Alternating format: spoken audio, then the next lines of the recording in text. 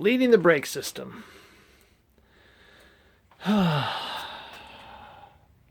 It is a frustrating thing.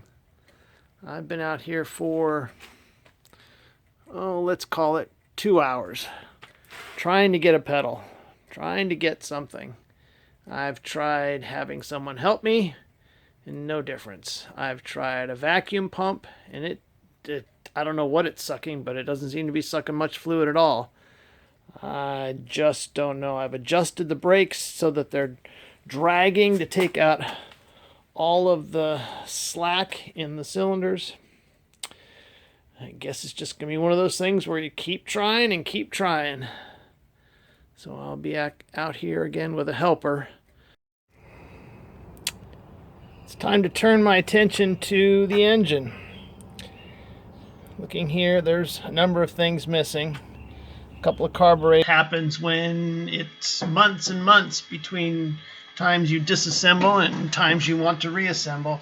The carbs aren't missing. They are in a different box on top of the car. But I didn't end up discovering this until after I rebuilt one of my spares that was off a shelf, which you'll see in an upcoming little segment of this video. Fan belt, obviously. The inlet fuel line is missing. The dipstick for the transmission is missing. The vacuum line area here for the vacuum signal to the transmission is needs to be redone because it had vacuum in it for the cruise control. That idler is pretty nasty looking with rust. I may pull it out and try to clean it up with a wire brush. Who knows about the fuel pump? We'll pull the cap off and probably replace the points and condenser. Oh yeah, voltage regulator is missing, and this, by the way, has been converted to, well, maybe this one's been converted to a single wire. We'll investigate that, and if that's the case, the voltage regulator is internal to the alternator. Air cleaner, here's a couple of pieces.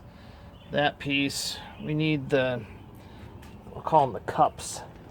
And this box here had a bunch of engine components in it, but I'm not seeing the bottom portions of the air cleaner assembly. So that's unfortunate. Well, I'm sure that John has got them somewhere, so I'll get them back or get them from him. So let's, some things I've already pulled out. Underneath here, we've got a couple of the strips that hold the seal strips into place. These metal strips have been galvanized, and they screw it from the underside and hold these rubber seal strips up tight against the body. And then that big piece there is an engine, or it's a cover that goes over top of this portion of the engine mount bracket. And finally, there's what appears to be an unused crossover, so that's good. I've got gaskets on the way. I do not have a muffler, so need to decide what I'm going to do about a muffler. Love to put something that'll make some noise on here. We'll see how that goes. All right. Oh yeah, here is the inlet fuel tube. It goes through that hole. There would be a grommet of sorts that fits there. The other end goes to the inlet side of the fuel pump, and then this part lays down against the body. We are missing the throttle piece, which is this guy here. I've already shoved the throttle linkage bar or rod in its location. I pulled that out of this box. Yeah, I see air cleaner elements, but oh wait, here we go. All right, there's one, and it would, if the wing nut wasn't there, it would slide on over. So, odd that I have one but not the other. Who knows? Maybe it ended up in another box. Let's see what this can of stuff has got. Huh.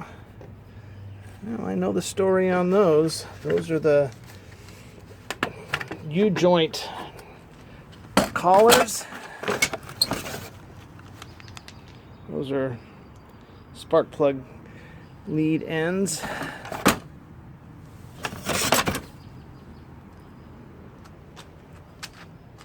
Get some light, see what's in there. Oh, hey. Hold on a second here.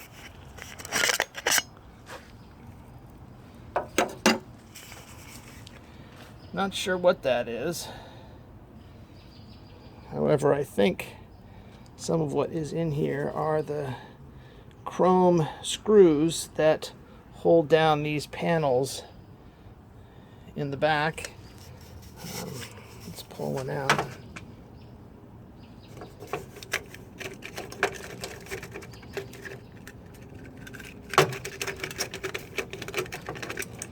I have small hands, but not quite small enough.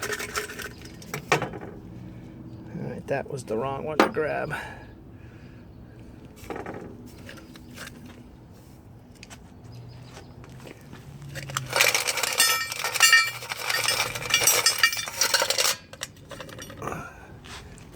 Maybe not. They look kind of big. They look familiar. Let's say these held on the hinges for something. Like those guys. They're big enough for that. They're not small enough to be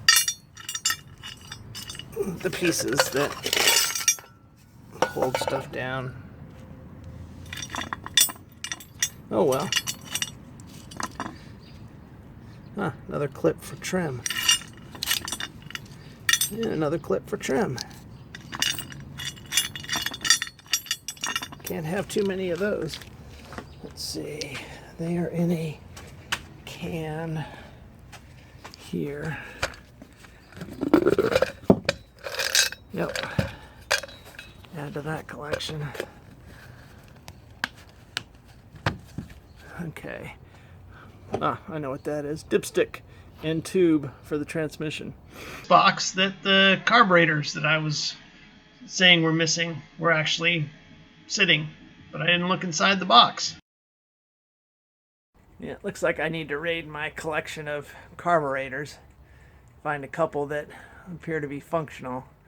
I've got a couple of rebuild kits, so we'll rebuild 2 of them, and hopefully those will suffice. So here are the 2 nicer looking carbs. I think they're the 2 that were not. There's another one up there I think was giving me problems on Scarlet, the 64 convertible. This is 64 base. All the carburetors bolt up the same way. They have mild differences. It's more when you get inside you can tell what's going on. This one here, all I've done is pulled out the top screws, and this linkage is a little bit, I won't say seized, it's tight. So I'm going to tap it all apart. Got my can of carb cleaner, and yep, put it back the way I found it when I'm done. I think that plug is kind of indicative of a certain period of carburetors. So since I've had Corvairs from 61 through 68, I've ended up with a hodgepodge mishmash of carburetors. So we'll get this one apart. Take the fuel filter apart as well. One other thing to consider in that is the play in the throttle shaft. There are ways of sealing them. Springs and O-rings and washers and so forth kind of seal against that. But if the shaft fits fairly well into the bore, then you don't need that. But these all have, I'll call it a slight amount of play. This was the one that I think I pulled out of Scarlet because it had such a bad vacuum leak, and I never really figured out where it was coming from. But and yeah, the shaft actually doesn't feel so bad. Oh well, something to think about if when we get it together and it doesn't run well, then we'll consider putting seals on here. There's a way of bushing these also. You can drill out these holes and then press in brass bushings that have a close fit to the shaft, and you can get new shafts too. Like I said, we'll take it all apart and investigate the condition one at a time. So as a result of too many projects and not enough time to get anything done in a timely fashion, I went into this box, which I knew it had things that I'd pulled out of the engine compartment, but I had forgotten about it. Anyway, I had seen peeking out this tube and the transmission fluid dipstick. So I went in, and lo and behold, there's the other air cleaner bowl and 2 carburetors that came off of this engine. Now neither of them is in usable condition as is, and I've taken a look at the throttle shaft. This one's interesting in that it appears to be brass in here, but there is still a little bit of play. Not very much, but a little bit. So this might be the second one I clean. And then there's this one here, which does not have a brass shaft, and it's got a little bit of play in the throttle shaft housing hole. An interesting thing that, I mean, as they evolved, the Corvairs made changes, improvements to things. This little plug here, when the engine is at idle, it opens up a little air passage, and when it comes off idle, that closes back up. And the one that I have, actually all 3 of them on the workbench, have the same feature. So they're all, I'm thinking 64 was like the first year they did that. So anyway, we'll continue with putting things together, gathering parts for the engine compartment. So I picked I guess it would be the driver's side, because it didn't have, I mean, it had the vacuum advance plugged, and the vacuum advance is activated on the passenger side. I'm pretty sure that's where that hose goes to run down to the distributors from that port on the passenger side. Anyway, also the reason I picked it was because it had this brass throttle shaft in there, and it seems to fit better than the other carburetor. So I'm going to take this one apart. Once it's fully apart, I will pull the soaking one out, drop it in a bucket, take it out and rinse it, and put all of the soakable parts in that can of carburetor cleaner. So here's the other one torn apart. Okay, so there's another interesting difference. Where did it go? Oh yeah, right over there. I forget, it's like a power jet, something to do with maybe smog. I have to double check on that. Anyway, this was off of the engine out of the Lakewood, which I know was a late model, like a 66 vintage that they swapped in.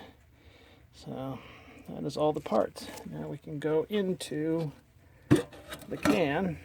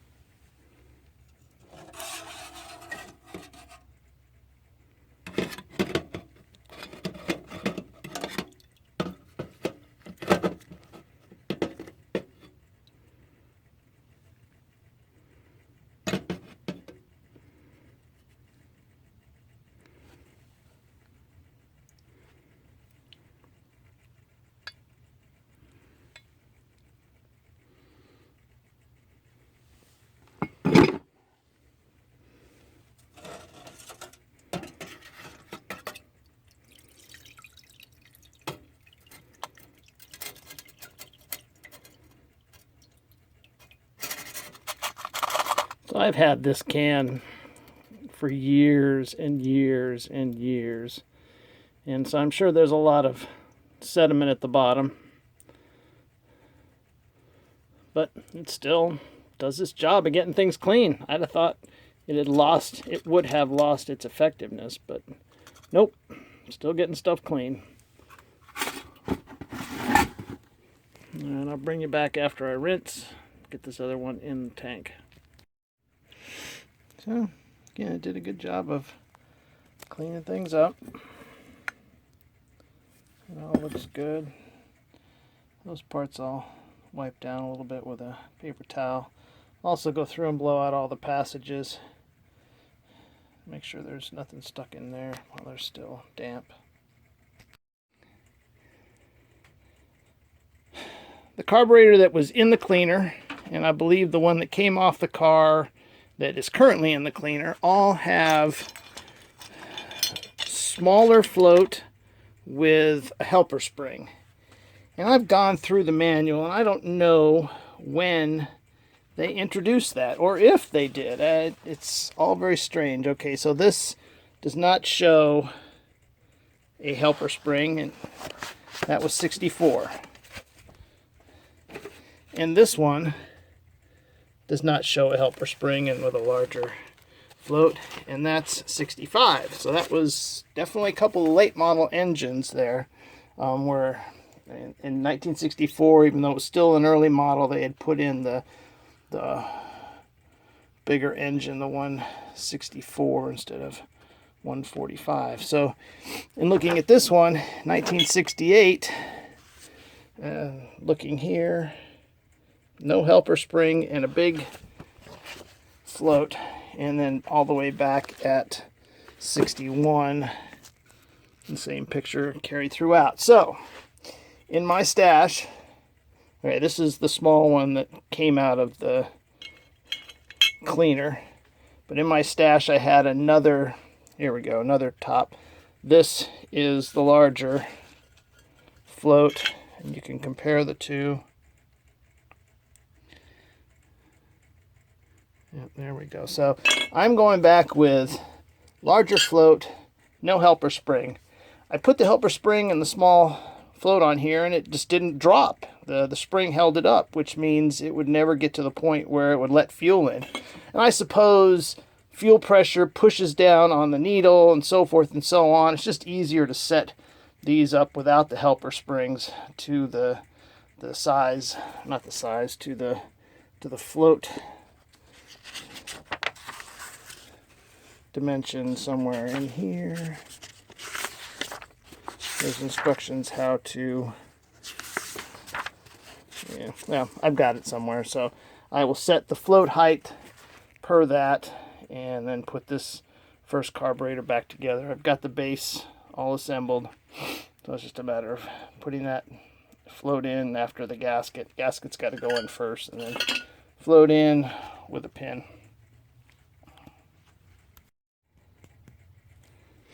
So on the other one, I lost this little linkage that goes on the vacuum pull-off. So I'll have to go through my stash and find them. Also need to go through my stash to find a larger, because that's a smaller, find a larger choke. Got smaller ones. I'll look inside there.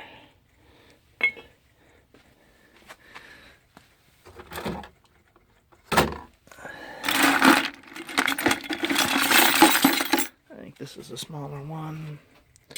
Yep.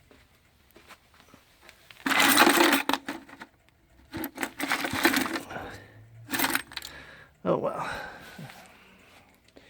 Something will turn up. Or I'll just have to deal with the spring helper on a small one, which was in there, and just trust that it'll work. 2 carburetors ready to go. So you see this one here has got the plug. It goes on the passenger side, no, driver's side. This one without the plug drives the vacuum advance on the distributor, which is on the passenger side.